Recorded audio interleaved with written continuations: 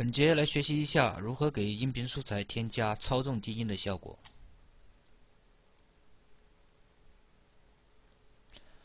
首先将导入的素材插入到时间线面板中，双击素材文件，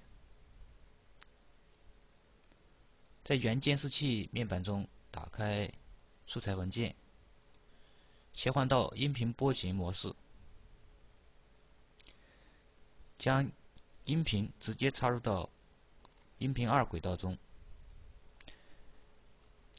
选中音频2轨道中的素材文件，单击鼠标右键，从弹出的菜单中选择重命名。在打开的重命名素材对话框中，我们修改一下素材文件的名字。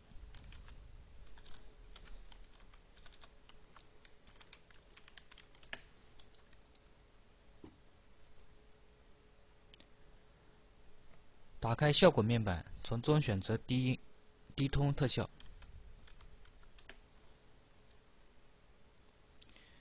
将其添加给素材文件。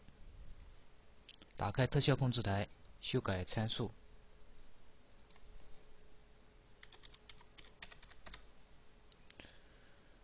最后我们可以试听一下。